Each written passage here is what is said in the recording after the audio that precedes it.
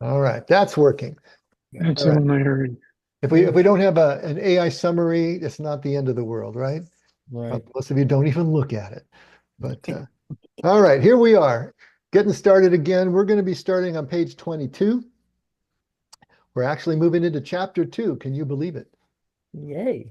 I Okay, AI am. companion is now companioning. So it Oh, decided to kick in. So yeah, so chapter 2. So we're going to look at three fundamental aspects of life energy. And the interesting thing about this one, for any of you who read ahead, is these things are all kind of happening in threes, you notice. mm, But last chapter, we went through the three centers of experience, which was body, heart, and mind, right? So that is also laid out on the circle of the Enneagram. Each of those three types spanning three different Enneatypes. And so we're kind of looking at ourselves from several different dimensions or perspectives, I guess. And so trying to decide, are we primarily processing our experience through body sensation, somatically, through heart, through feelings, or through mind, thoughts, that sort of thing. And now we're going to look at three forms of energy that we also are primarily processing our experience of life. And that'll be yin, yang, or reconciling, as he calls it in this book. But the interesting thing is that if you overlay those two on top of each other on the Enneagram itself, you can basically figure out your type. And so if you know that you're a heart type or a mind type, and then you know that you're yin yang or you're reconciling, if you lay those two on top of the Enneagram, it basically is giving you what most likely is going to be your type. Anyway, it worked for me. In fact, the example he used was me, both a mind type and a most likely a yin energy, as I see myself right now, which landed me right on 5. So, which is what I'm starting to reconcile myself as being now. I've been moving around, 4, 5, 9, all these different things, but more and more recently, it's like, yeah, I think 5 fits. And this thing just kind of landed right on 5 too. So it's kind of interesting as these things start to line up. We're kind of taking the circuitous route around to the Enneagram itself, but it's more and more starting to come into focus. So let's start reading through. And well, before I do that, any comments, any questions, anything from 2 weeks ago now that you wanted to jump into before we get into the new stuff?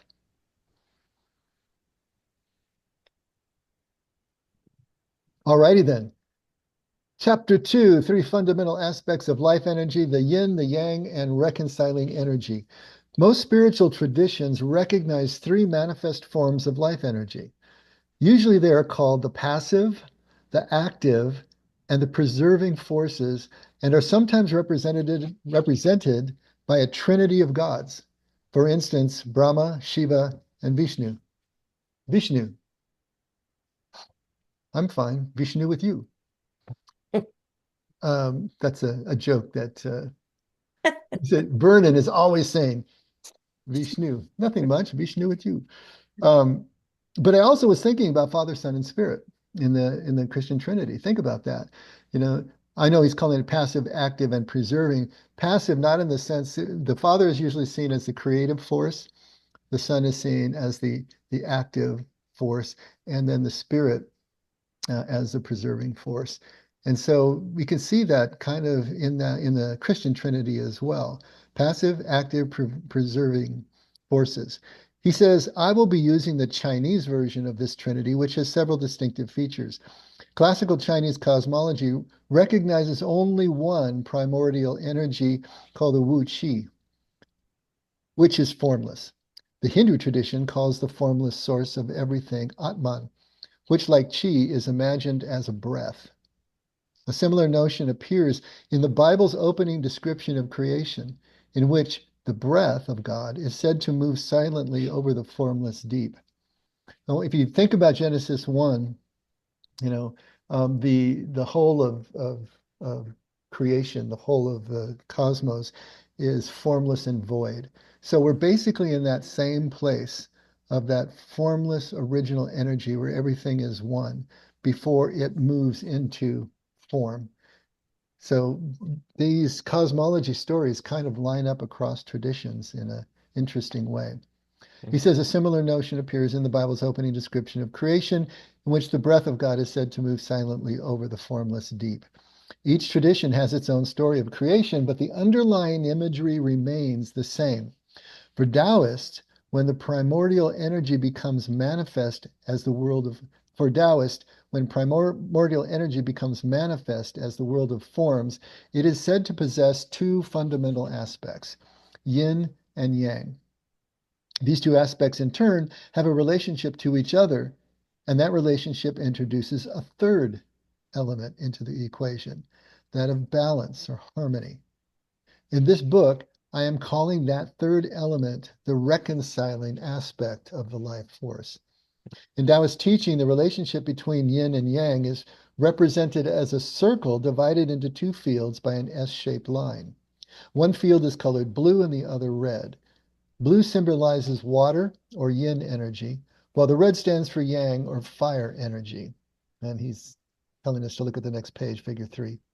Each field contains a small dot of the opposite color. The dot of opposite color reminds us that all yin energy contains a yang aspect and that all yang energy is partly yin. The circle printed on a page is stationary, of course, but the idea is that yin and yang are constantly revolving and giving birth to one another.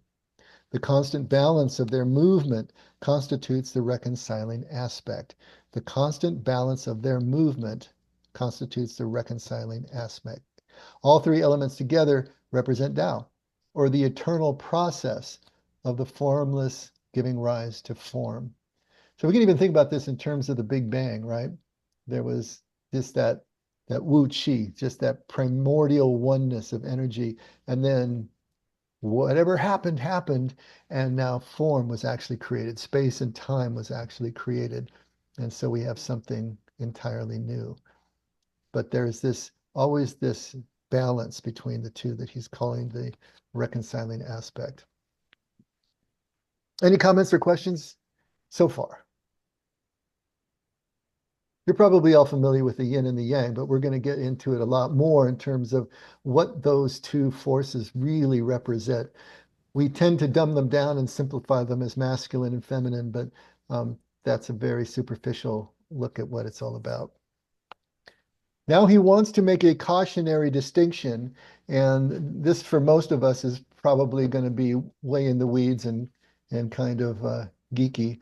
But for those of you who have studied the Enneagram, in order to avoid needless confusion for readers familiar with the Enneagram from other books, I want to distinguish these three aspects of original energy from a conceptual scheme often found in traditional Enneagram teaching. I'm referring to notions of moving toward, moving away, and moving against, first formulated by Karen Horney, an early psychoanalyst. According to Horney, the ego can either move away from psychic pain by going unconscious and numbing out, move against the pain by opposing it and trying to eradicate it, or move toward the pain by trying to incorporate it and use it as a lever to accomplish something. At least two major schools of Enneagram teaching have adopted this terminology into their understanding of the distinctive styles that each of the 9 personality employ when dealing with interpersonal relationships. Don Richard Riso and Russ Hudson propose that 3 of the 9 types, 4, 5, and 9, withdraw or move away from social contact. 3 others, 3, 7, and 8, assert themselves or move against social contact. And the last 3, 1, 2, and 6, comply or move toward social contact. Helen Palmer also applies Horney's categories to interpersonal styles, but comes up with a different grouping of types. She describes types 5, 6, and 7 as moving away, types 2, 3, and 4 moving toward, and types 8, 9, and 1 as moving against. However one chooses to make these distinctions, it's important to remember that Horney's 3 categories have nothing to do with Taoist notions of yin, yang, or reconciling energy. These latter have to do not with the defensive movements or interpersonal styles, but with fundamental qualities of the life force itself. Any attempt to reduce them to Horney's three categories is only likely to cause confusion. Okay? For most of us who haven't maybe studied the Enneagram, never mind. You won't be confused anyway. Okay, let's get into the yin. Yin is absorbing energy. That's an interesting way to look at it.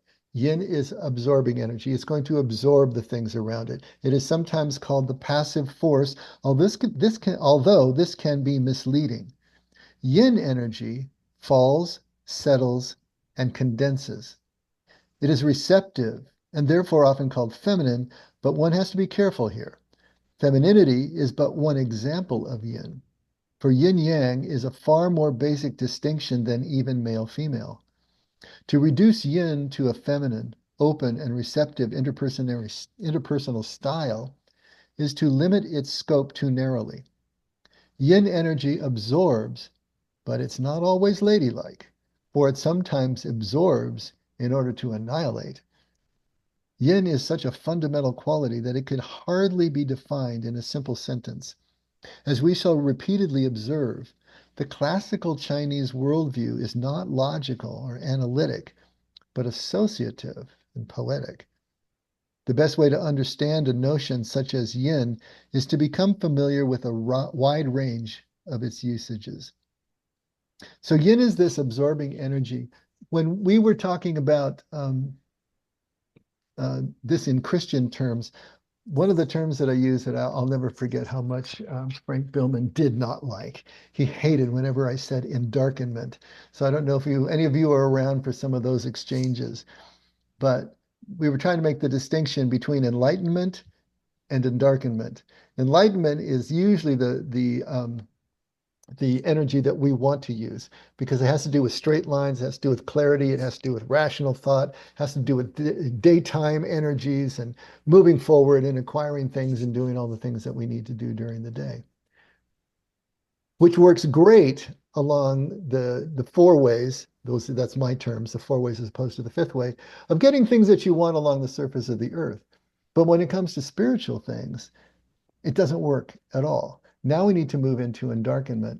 And the classic image that I like to use is that the farmer's donkey falls into a dry well, and they do everything that they can to try to get it out by throwing lines down and trying to, hoist it back up, and they just can't get the animal out. And so they decide to give up and say, okay, we're just going to fill in the hole. I should have done that years ago anyway. And they start shoveling dirt, and the donkey is braying and screaming and having a fit down there, and then suddenly goes quiet. And they look down and they're wondering what's going on. Nothing they can see. The donkey's still standing down there. So they throw down another shovelful and they watch. The shovelful of dirt hits the donkey's back. He shakes it off and steps up. Shakes it off and steps up. And eventually he just walks out of the well. This would be an example of the indirect layering up of endarkenment, the curved forces of water and wind, as opposed to the straight and ordered rays of sunlight and of rational thought. When we are dealing with spiritual matters, the endarkenment is really what's going to take us where we want to go. We want to have a straight line thrown down to us that's going to pull us up into the sunlight. But really what happens is that we get thrown things from our lives that we're going to have to absorb. We're going to have to shake off and then learn how to accommodate those into our lives in ways that eventually are expanding our horizons and growing us into the light, raising us into the light. But it's a very different process. And that is a good way of looking, I think, also at yin and yang, another dimension or facet of it in terms of our spiritual progress. We've talked so many times about here that spiritual progress is less about addition and more about subtraction. It's less about acquiring and more about relinquishment. This has to do also with enlightenment and endarkenment, and it also has to do with yin and yang. And so this yin energy is the absorbing energy. It's the curved energy. It's the mysterious energy. And so it's going to have a lot more to do than just feminine and masculine. And he's going to develop this further next. But any comments or questions about anything like that we've talked about so far?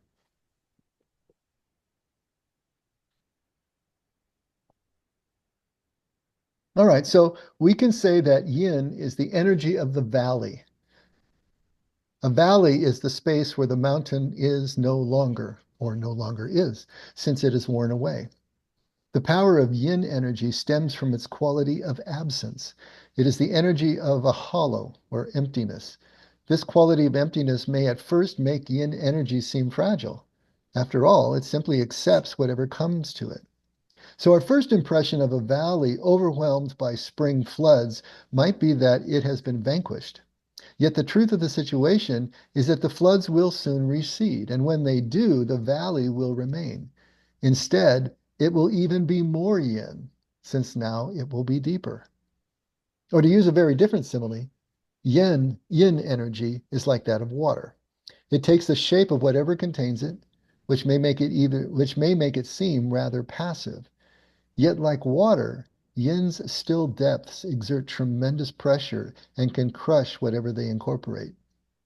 Finally, we must remember that yin energy, although still, is never static. By its very nature, it is the beginning of yang. Recall the red dot in the center of the blue field. To revisit the two metaphors used above, a valley that has been inundated possesses enormous fertility to create new life. And water that seems so easily pushed by wind or pulled by sun and moon can be so powerful that it wears away even the hardest granite shore.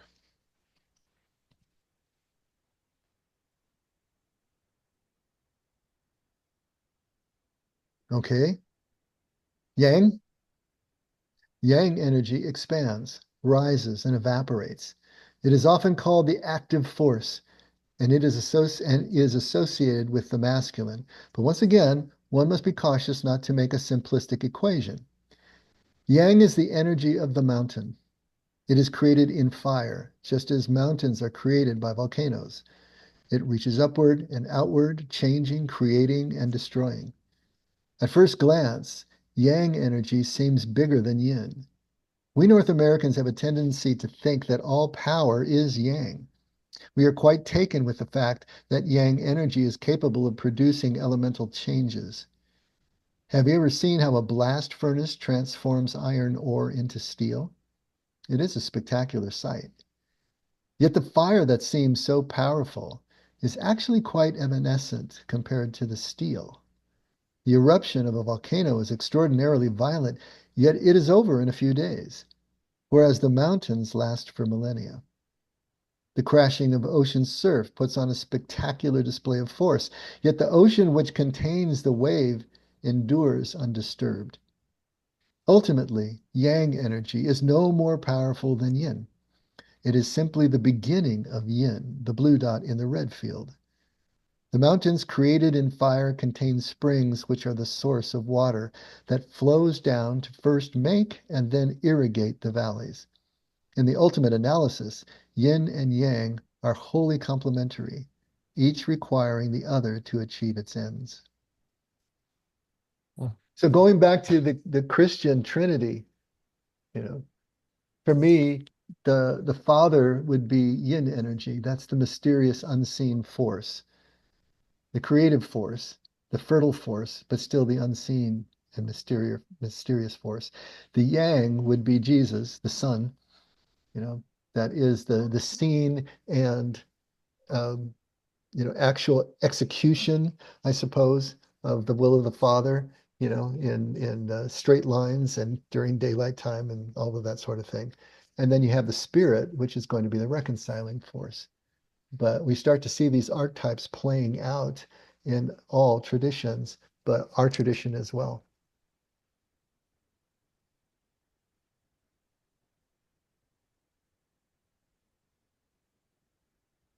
Comments? All right. Sorry, I Go was ahead, William. muted.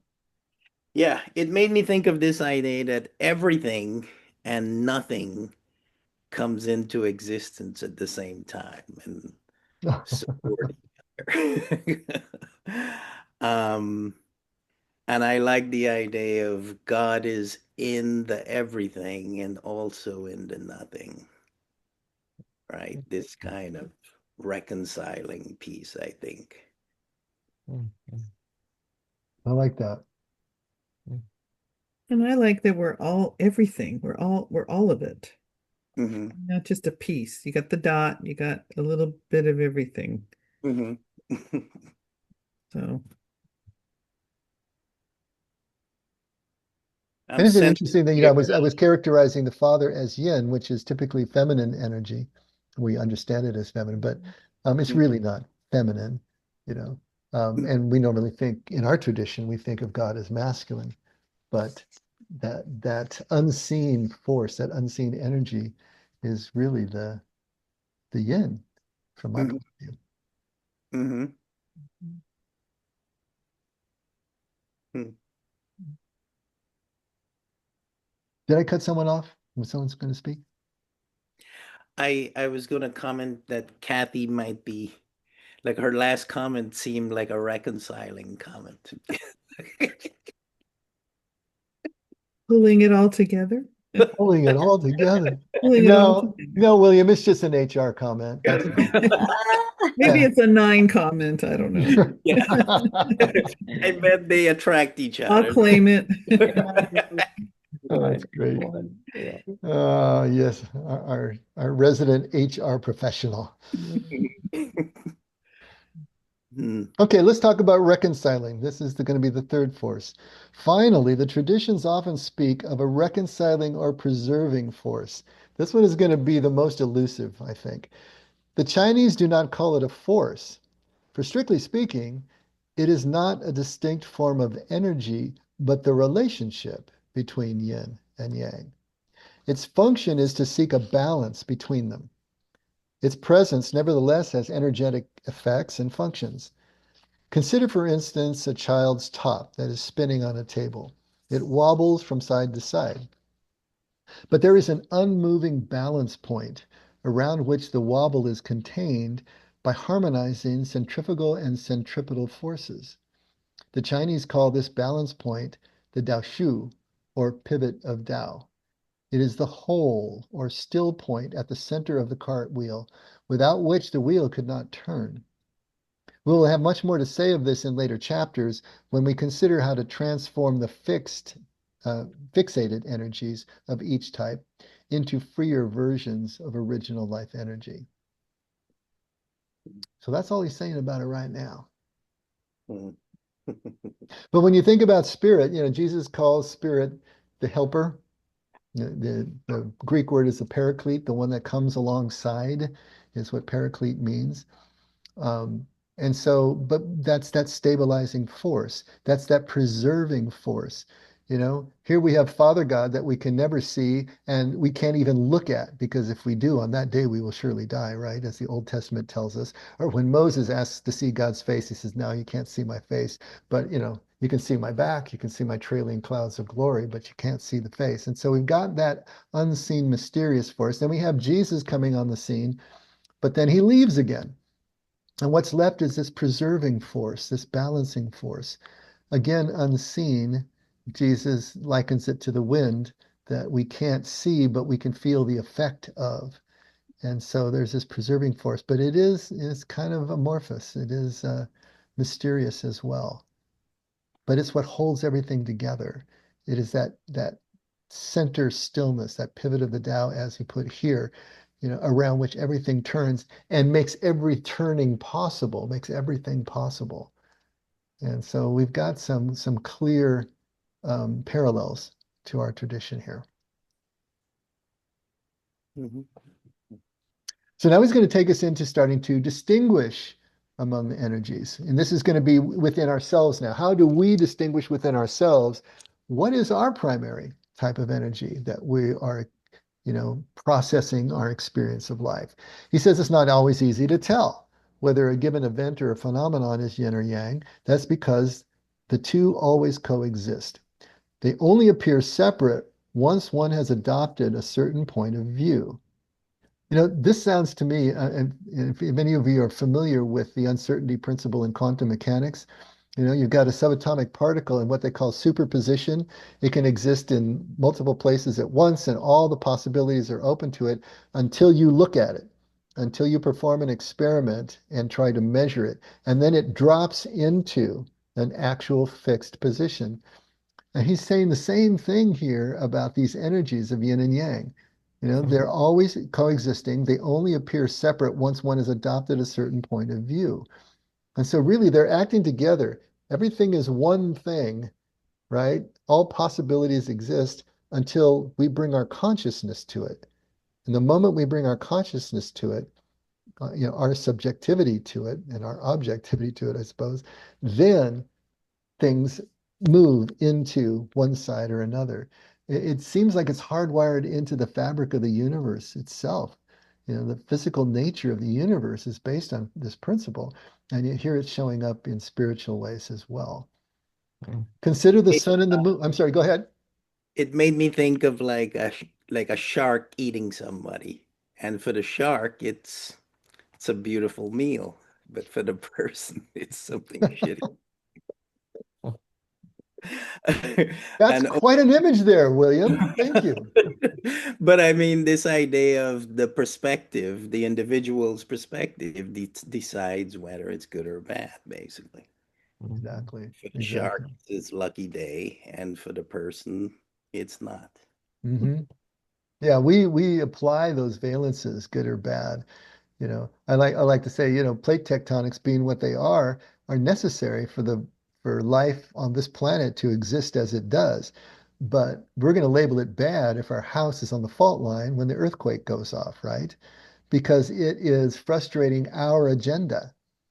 It's frustrating our outcomes. That's what we're going to define as bad. Even if something in the long run is not only good, but absolutely necessary for life, if it frustrates our agenda, we're going to call it bad. But that's an objective point of view, subjective point of view. So these two forces are only going to appear separate once one has adopted a certain point of view. Consider the sun and the moon, which is yin and which is yang. This is really interesting. I didn't know this. So if we turn to subtropical cultures such as the Mediterranean, we find that the moon is considered feminine. La luna, right? La lune. By contrast, the sun is masculine. El sol, il sole, le soleil. The reason seems fairly clear. In the tropics, the moon is constantly changing, waxing and waning in rhythm with the woman's cycle of fertility. The sun, on the other hand, is relatively constant, just like male sexuality. But if we move northward to the higher latitudes, we find that the sun becomes the feminine element and the moon masculine. The German language, for instance, assigns the feminine gender to the sun, der Sonne, while considering the moon masculine, der Mond. This is because the sun is more obviously variable in the northern latitudes, changing throughout the year, whereas the moon seems relatively constant. I did not know that. That was fascinating to me. So it's about our perception that is going to change the apparent valence of these energies. To further illustrate the subtlety required to distinguish yin from yang, one can ask whether anger is yin or yang. A simplistic view might argue that anger is masculine or yang energy. But Taoist five-element theory actually distinguishes 5 types of anger, 2 of which are yin and 2 of which are yang, and 1 of which is reconciling. Now, I don't know if you know about Taoist 5-element theory, but basically it's looking at the world in terms of 5 elements. You probably heard, the ancient 4 elements, earth, wind, fire, and earth, wind, fire, and water, or the ancient Greek elements. Well, the way that the Taoists look at it, it's earth, wood, fire, earth, metal, water. And so you've got 5. So you still have the earth, the wind, and the fire, but then you're adding metal and wood. And the idea is here in terms of creative processes, wood gives birth to fire by burning. Fire gives birth to earth in the ashes that are created in the fire. And then earth gives birth to metal because it creates it in the core. And so we mine the earth for metal. And then metal gives birth to water as it melts and turns back into a liquid. And then that goes back to fire again. So you have these 5 elements, And much of what the Taoists see around them in terms of the creative forces and in terms of controlling forces are all spoken of within these five elements. And even the major organs of the body are also associated with these five elements.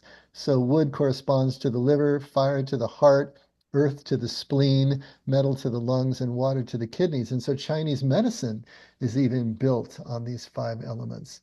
And so this is a kind of a core concept. So what he's saying here is that the Taoist five element theory actually distinguishes five different types of anger, two of which are yin, two of which are yang, and one which is reconciling.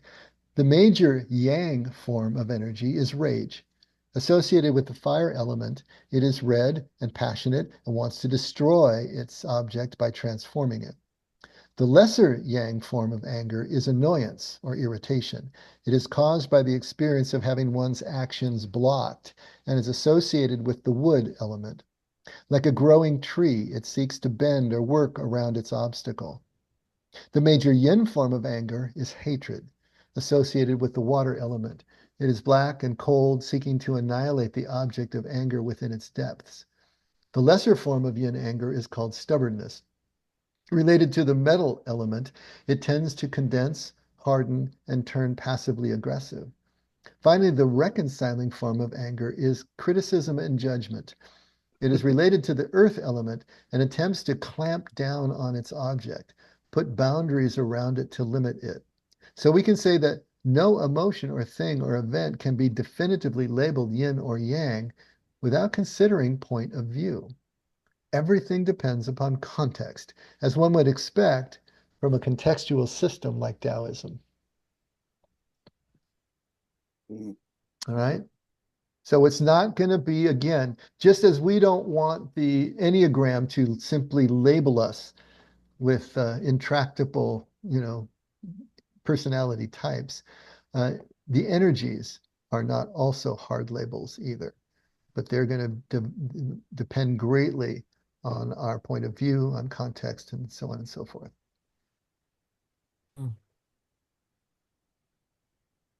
Okay, unbalanced or stuck energy.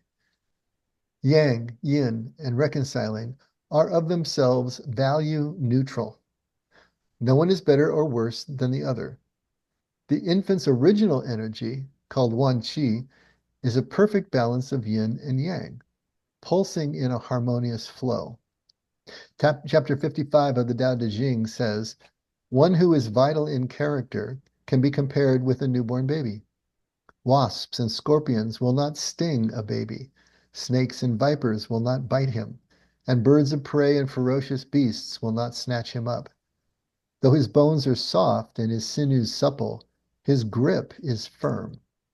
As yet oblivious to the copulation of male and female, his member still stands erect. Such is the height of potency.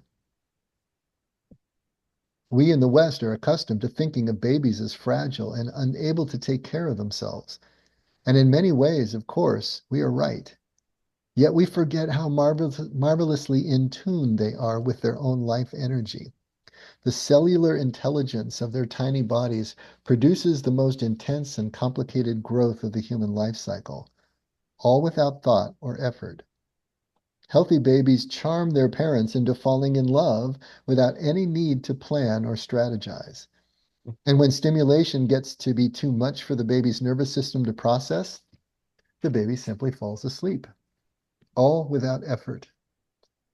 The flow of energy just happens. It happens almost always in accord with the infant's basic needs.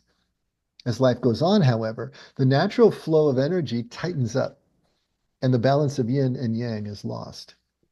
The loss of balance shows up as a tendency to overuse or to get stuck in one aspect of energy to the exclusion of the other. A child develops conditioned patterns, automatic habits, and routines. Some of these patterns tend to be mired in yin-like passivity. Others gush into yang action for its own sake, while other patterns become rigid schemes to avoid any extreme of yin or yang whatsoever.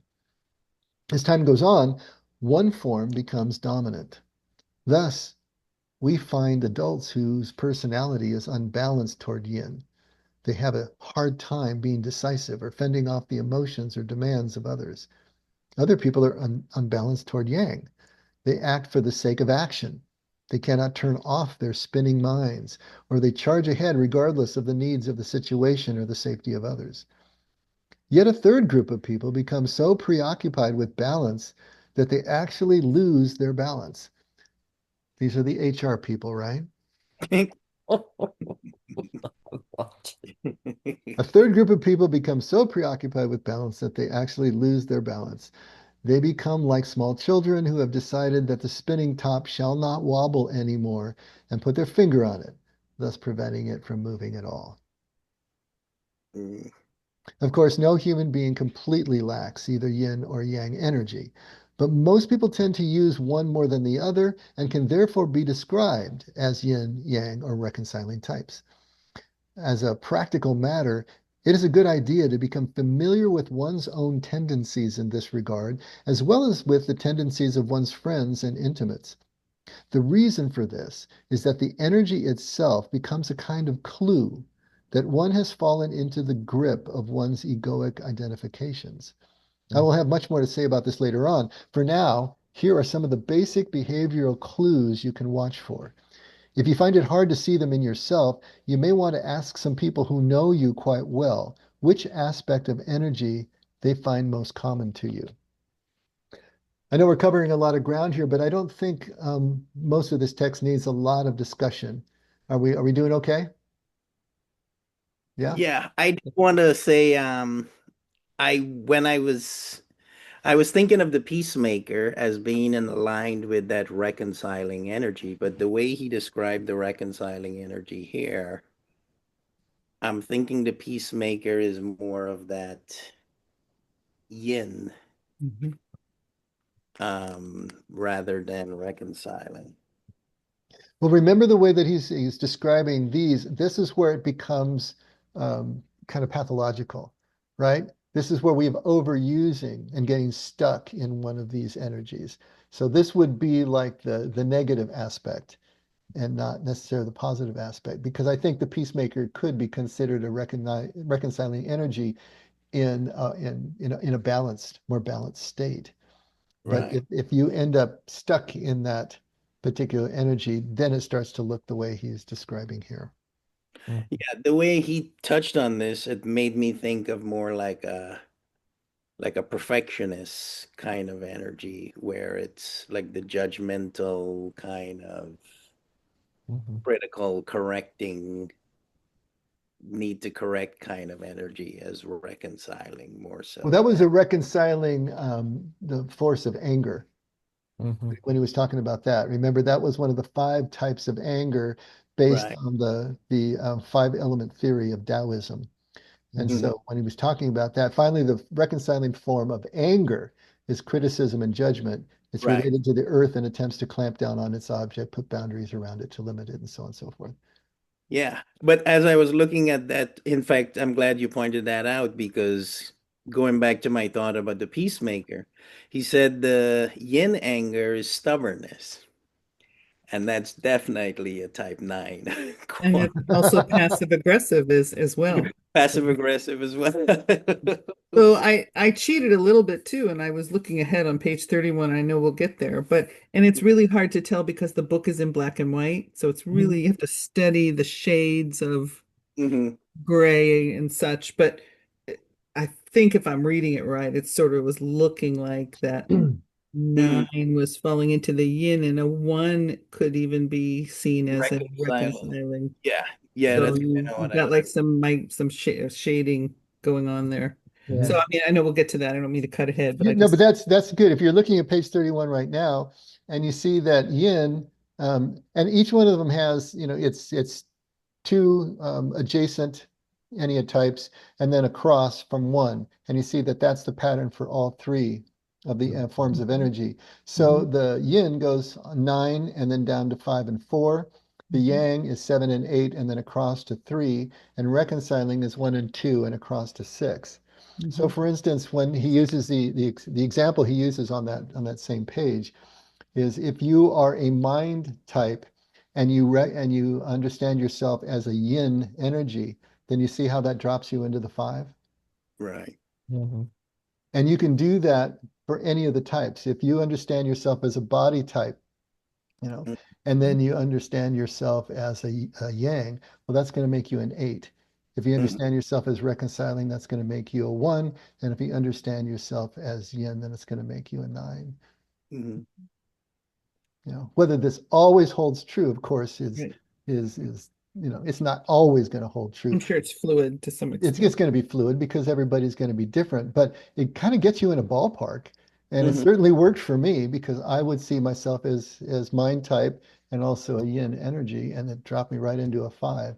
So it's kind of interesting the way these things work, and these overlaying of dimensions of energies and centers of experience and all of this is kind of honing in. And remember, the whole exercise that we're doing here is to know thyself, right? That's the whole idea. If we can know what it is that is unconsciously driving our bus, then that's the first step that we can use then to start to transcend it. Because the goal is not to even stay in our type necessarily and be the best 5 or 9 that we can be, but to move ourselves to the pivot of the Tao at the center of the wheel and be able to use all of the best of these enneatypes, but to get to the center of the wheel. Can't do that until we're aware of what it is that our primary drives are creating in us in terms of ongoing and familiar patterns of thought and action. Mhm. Mhm. I like it. I've never seen the Enneagram with a layover onto the Tao like this. This is very Mhm. interesting. New for me. Yes. Yeah. So let's go back to page 28 and let's take a look at yin. So this is us trying to decide what a type of energy most pertains to ourselves. So he says yin energy feels soft and somewhat quiet. People whose energy is mostly yin seem to invite others into their space. Their eyes tend to make a soft and welcoming contact. They seem to exude a sense that they present no reason to fear, that they offer a safe and quiet haven. When we meet someone who is basically yin, we feel a lack of edge and aggression. Because of this, we may feel drawn toward them. On the other hand, we might feel that it will take some effort to contact them since there doesn't seem to be much energy reaching out toward us. Yin personalities usually have rounded, soft body language. They seem to fold into their chair as if they are seated, and when standing or walking, they seem to be enclosed by the space they inhabit rather than to protrude out from it.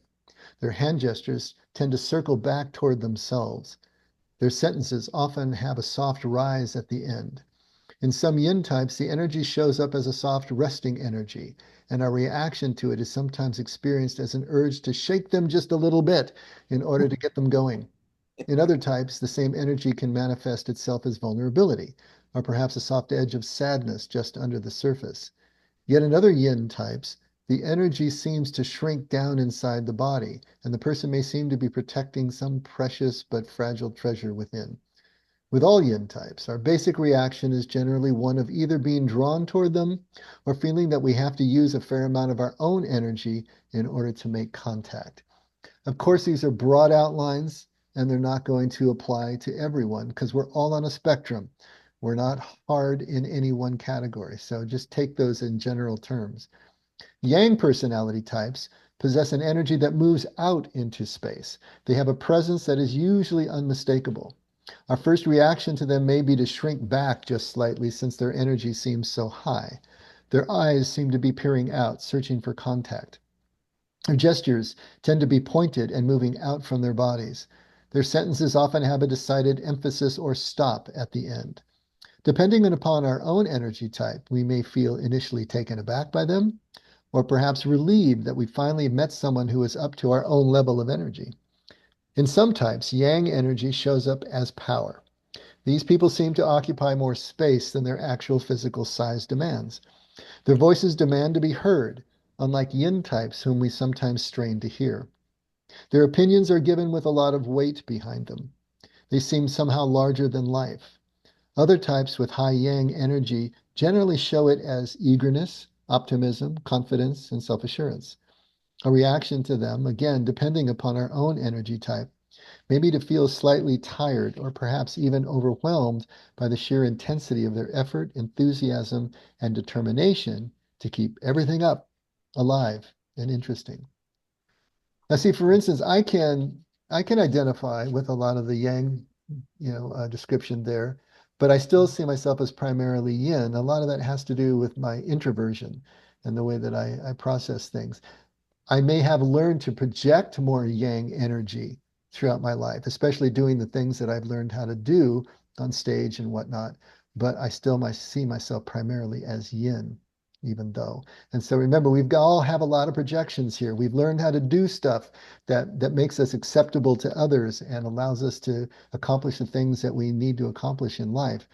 But we're trying to get down underneath that hood, that veneer, and get down to where we think we really live. Mhm. And then reconciling types are often the hardest to recognize. They seem to neither invite nor overwhelm. In fact, a good clue that one is interacting with a reconciling type is the feeling that one is having trouble getting a read on the other person's energy. Reconciling types have a certain quality of self-containment, at times bordering on self-concealment. This happens because they are trying so hard not to let the energy cat out of the bag. Their eyes neither reach out nor invite in.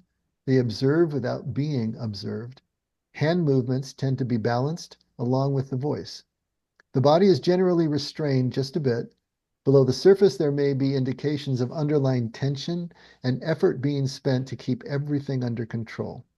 Some reconciling types seem physically rigid and stiff. Others seem a bit anxious about relationships or hypervigilant and habitually nervous about their own or others' welfare. The common theme for all reconciling types is preoccupation. This preoccupation can make them seem a bit narrow and in turn can make others feel slightly uneasy in their presence without realizing exactly why. And I think that's probably a good place to stop, and then we'll get into these last bits next time. I know we're really coming up against time, but given those descriptions, anyone feel that they have pigeonholed themselves as a particular energy type?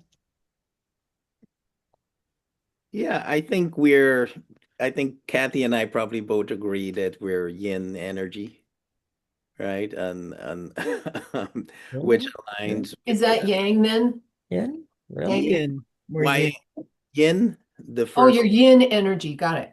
yeah. Okay, so William, your yin energy, what center of experience? Are you body, I'm body heart, type. body Yeah. type? So you're a body type who is also yin, and Hmm. you're a 9. Yeah. So it lines up with what's going on there.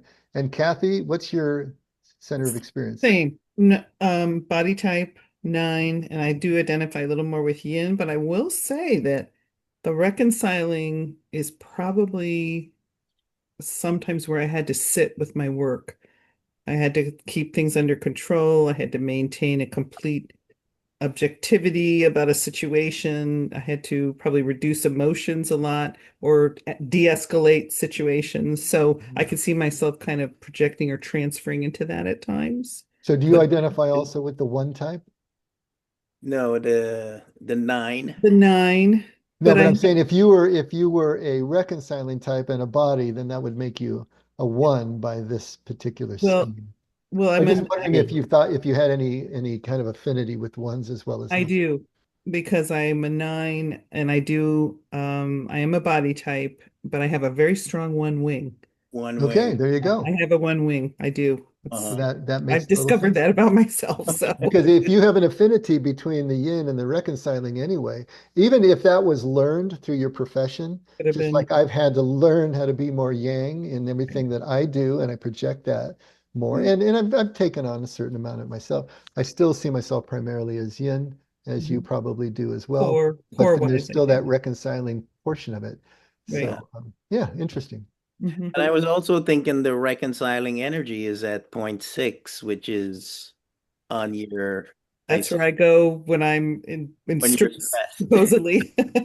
I pick up the negative characteristics of the 6. Yep.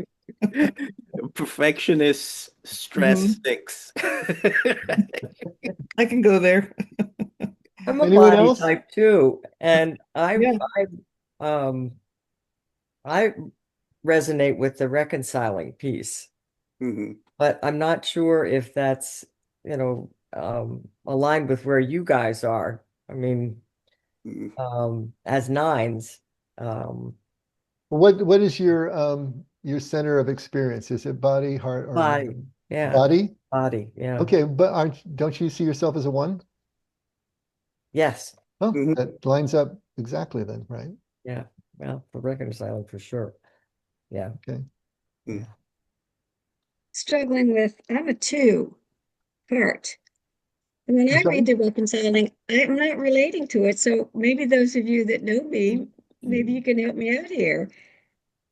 Because my language is all over the place. I talk loud. Mhm. Um, I'm having a hard time with reconciling with this reconciling part. So I don't, I know everybody kind of chime in here, but knowing you as I do, I see you more as yang than yin. Yeah, Mhm, Because mhm. you're more you see you're not exactly an extrovert, but you have a very outgoing and very affirming way of dealing with things. You're kind of you're a risk taker. You'll get out there. You'll do things. That's all yang kind of energy. I'd see you more yang than yin or reconciling. Definitely. yeah, Are you heart, yeah. body, or mind? Do you know I'm that? hurt. He's I'm hard, Heart? hurt. yeah. Yeah. Okay. Which goes for, I'm a 2, which goes down to 6, which is mental. But yeah, I'm a 2. Definitely I'm a 2.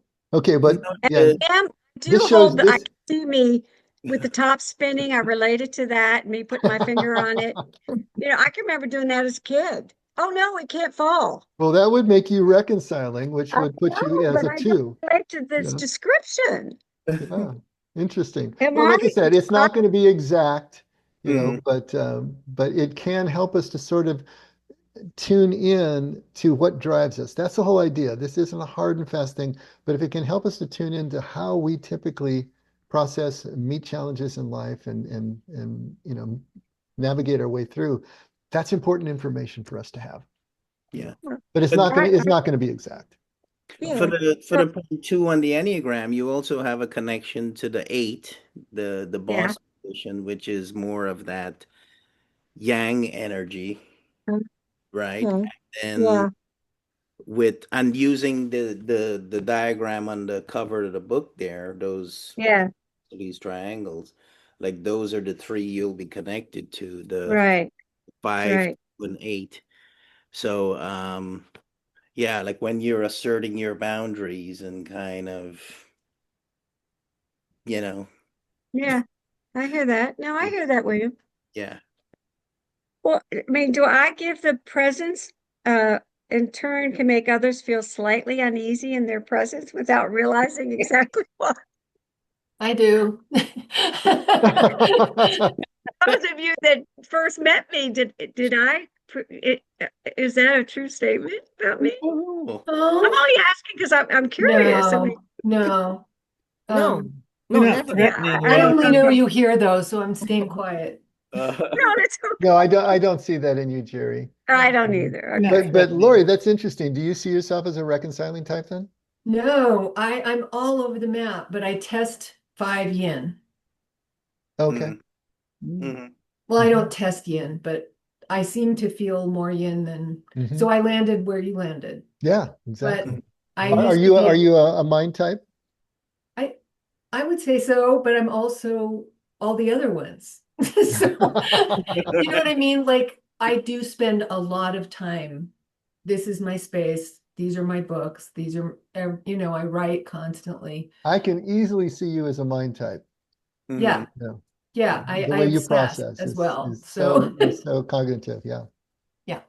But there are a lot of other areas that I feel, you know, I bleed over too. So I'll take a little look at the wing types and things like that and see if I can poke around a bit.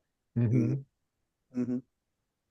I have to say that one sentence, others seem um, But I am hypervigilant or habitually nervous about my own welfare and others' welfares. That's my two-ness, is that Mm. I'll put you first before I put me first, and I'm worried about whether you're going to be okay or whether Mhm. that's the two-ness that relates to that reconciling, and I want to keep balance. If there's an argument, I want to solve it. If I want to mediate. So that part of it I get, but this other distancing part, I'm like, I'm not distant. Well, it's tricky. Like you can definitely how can I say this? If you don't hold your own boundaries, if you don't know your own boundaries, Mm. you can definitely let everybody in a little closer than you want them. And then it's like, Back you it I up. know, get that part. Yeah. Yeah, Laurie, I get that. Yeah. hide it, or am I just talking about myself, kind of, sort of? Mm. No, I get that because if I go to a party and I've let everybody in, I have to escape and get home by myself. So yeah, Yeah, I get You're that part. I exhausted, let too right? much in. Yeah. Yeah. Mm. so That's interesting. going to be a good old introvert too. Mm. Yes, the introvert. That's Yeah. right. Definitely an introvert. Even though I have learned to act as an extrovert, I truly am an introvert. Who are the introverts? I want to see. I'm sorry. Introverts? Yeah. That's a Okay, interesting. I would typically think in a group like this that is centered on contemplative practice, it's going to Oh attract yeah. introverts, right? Much more than extroverts. So I Right. would expect the majority of us to be introverted. Yeah. And it's kind of I always referred back to the concept in my head is where do you get your energy from? If you Yeah. get a lot of your energy from other people and Yeah. from, a lot of stimulation externally, you're a comfortable extrovert.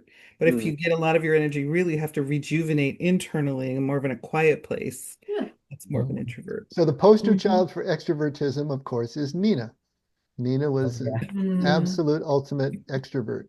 She was Right. going Absolutely. silently crazy when she was by herself in silence. And she always wanted the noise, the connection, the Being parties, around the people. people. She Right. needed to be around people. And so that's because that's where she got her energy was social interaction and connection. Mhm. And for an introvert, it's the Mm. exact opposite. We can play one on TV and we can work the room with the best of them, but we Mm. know that the candle's burning low and we've only got so much time before we're going to have to retreat and recharge. Mhm. Mhm. Yeah. Mm. Even with Interesting my stuff. grandchildren, as much as I love them, but after spending 4 or 5 hours in a house full of 7, 8 people plus me and the noise and it's like go home. Yeah. Mm. I gotta go to my quiet home where there's no kids, there's no noise, there's no TV. Yeah, just to rejuvenate so I can go back the next day. Yeah. I feel you. I Yeah. feel you. I'm kind of that way too Yeah. because I'm I knew from long ago when I was testing with the Myers-Briggs stuff, I was kind of borderline extrovert, introvert. Mm. And I too, I love my grandkids, but after a few days, I got to retreat for a while. And yeah, so that's Mm. one thing I've learned about myself I think too. we can all be on, but then you need time off. Yeah. Yeah. Yeah. Yeah. Yeah. Yeah. I got an interesting question after I did that message. Was that last Sunday? Well, yeah, when we were talking about the four ways and the fifth way, and then Mm. in the blog post, I said, there's been lots of attempts to try to map human behavior, whether it's Myers-Briggs or whether it's the Enneagram or whether it's Keirsey or DISC or whatever. And then someone wrote me from somewhere. I didn't even know the person. So, what Myers-Briggs type would you say Jesus was? Mm. Oh. And that was it. That was an interesting question, you know. And I gave him my opinion, based on my reading, especially of Jesus, looking at Jesus Mm. from an Aramaic position. But I said, ultimately, I see Jesus as the perfect balance between all Mm. these. But I can still see his preference. I see Jesus more as introverted rather than extroverted because where did he go to recharge after he Yeah. did everything he did? He went into the silent places. And then between thinking and feeling, I see more feeling than thinking because he wasn't about a lot of abstract ideas. And judging or perception, it was definitely perception and not judging. And what's the fourth one? Uh, Intuition or sensing. Intuition. Yeah, I think he's an intuition. INFP. That's Yeah. what you're saying, I think. Yeah, Yeah. INFP is FP. basically what I came up with. But I said, hey, that's just me subjectively speaking, but kind of looking at the evidence in the Gospels. But I still see him as perfectly capable at any moment of being balanced right in the center to be able to deliver what love really requires, which is really where we all want to get. Yeah. But that doesn't mean that even Jesus didn't have a primary way as a human being in those categories, in those directions, as we will have too. But the idea is that we can overcome them in the moment so that the tail is not wagging the dog. And we can really be fully present, aware, and able to provide what love requires in a given moment. That's the goal of where we want to get. But first, we have to become aware of where our proclivities point us and where we are going now so that we can then do the work that's required. So For after me, 3 days of playing with those kids, Jesus would be like dead. Need to go to the garden. Yeah. He's gonna And go he had find some a room yang right next to energy Jerry too. and Judy's. Yeah. exactly. As I'm doing this, though, I will say, I like that I'm a two, and but I want to find a balance in it. Somebody mentioned, I think Lori mentioned boundaries. I want to find that balance in the middle so that I'm not way over here enabling and taking care of the whole world and not taking care of me. And then I'm not over here where I'm only taking care of me. I want to find the balance. So now I want to find this balance and this reconciling. So Yeah. Mhm. it's that balance. Isn't that kind of what you've been saying, Dave? Find the balance in between all this. And it doesn't mean I can't pull from here and pull from here and pull from here. As long as I find a balance and I get my center. Yeah. Again, it's back to not your center, but my center. Mhm. And remember, Is there that is nothing wrong with any one of these energies or any yeah, one of these centers. absolutely. They Right. are all equally important. They're all Mhm. equally powerful. Nothing There better is than there is another. no shame in any of this. But the idea Right. is that sometimes what we really need to bring to the party is a yang energy. And sometimes Yeah. we really need to bring a yin and be a softer, connection with the person that we're with. And to have that at our command and to understand that we can bring this forward and that forward and bring this back and balance whatever we need to present in order to provide what love requires. That's the whole idea here. That's what we're trying to be able to do. Yeah. But we can't do that until we know ourselves enough to know what's at issue. Yeah. With all the stories about Jesus in the scriptures, I mean, he was that perfect balance of yin yang and reconciling energies. He knew what to use Oh, when, he yeah. could move in and out of it. I mean, it was just One of the beautiful. greatest stories right along those lines, Judy, is when he goes to Lazarus, Mary, and Martha's house right after Lazarus has died. So Lazarus has already died, and Martha's the first one to greet him on the road as he's coming to their home. And he has this intellectual conversation with her because that's what she needs. And he has to be a mind type, a mental type, to talk to her about theology and the kind of the conversation he has. When he gets to Mary, Mary is just weeping, and he weeps with her. So he morphs into a heart type, right? And then when he goes to the tomb, he brings out his yang energy and calls him forth from the tomb. You see this morphing and this back and forth. He has command of all of these forces because he is that balance. That's what we want to try to approach. Mm. So you evaluated Jesus and Jerry and Kathy and Lori. What am I? Well, you're We the have head case we talked about. Yes, you're a mixed bag. Well, just really quickly, Ellen, because we're way over I time. know. Do you see yourself, what type of energy do you primarily see yourself? Yang, yin, or reconciling? Well, I'm introvert, but That has nothing, we're talking about yeah, no, the yang, I don't yin, know. or see, Well, I see, would see you more as a yang yeah, personally. I don't know if you see yourself that way. yeah, I'm not soft, I'm not round. I'm Mhm. prickly. Okay. I've seen myself as very So prickly. you are Energy you're forward. a mind type with a Yeah. yang energy, which if you just use a little thing that they've got going here, that makes you a 7. 7? What's a Mhm. 7? Well, a Seven is 7 up. within the Enthusiasm. mental energy quadrant. Energetic, buoyant? No. Did you say you were an A? You identified with Yes, 8. I love being an 8. And then I tested as a 5, and I'm hanging on to the 6 that William said I'm a 6. like I said, this is not perfect, but that Yeah. if you are mind type and you are yang energy, then that would put you into primarily the 7. But 8's right And next door, so it's not a the big. 8 also identifies with the 5, Ellen. The 8 goes to a Eight, 5 yeah, Fine. 8 and the situation. 5 are So, connected. and you said you kind of like to be alone. You like your alone time, Yeah. right? Yeah. Yeah. So you can go to that 5 when you need to. Right. So, Well, but I you was can be that really 8. well. It's also the metaphor. The yang is this spewing out energy like volcanoes. Is how I saw it. Mm-hmm. Right.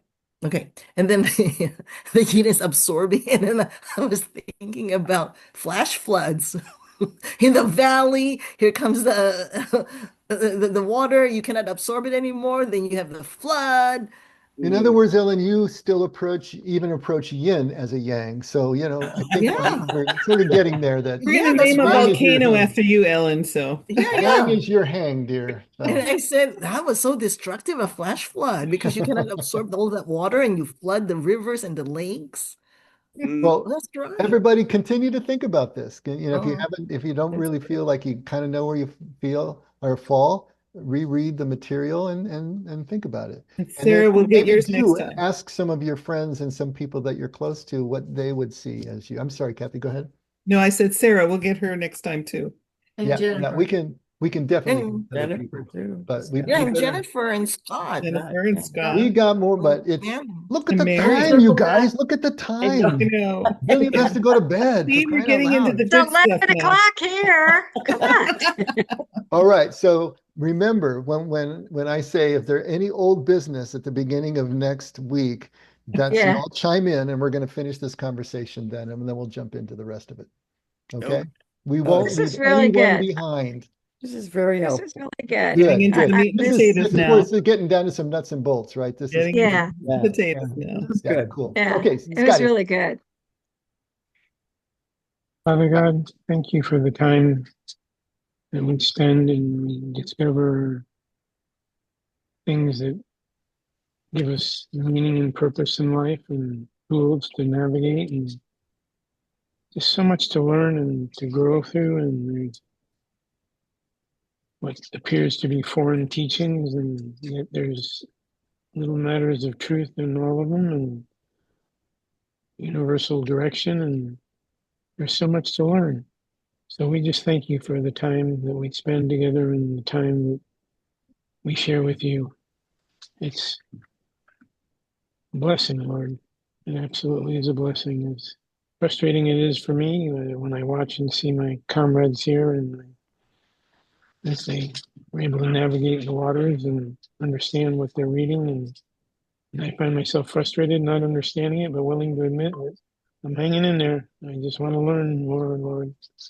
So allow us to be at peace tonight and have a blessed week and come back for more next week, Lord. We love you. It's in your precious name that we pray and we give our thanks and we say our amens. Amen. Thank you, Scotty. Amen. Amen. Thank you, Scott. Thanks, everyone. You got it, Great guys. conversation. We'll see you on Sunday. It was great. It was great. Good Bye, Good night, everyone. guys. Great to see Bye, you everybody. all. All right. See ya. Bye. Good night. Good night. Good night. Good night, Jennifer.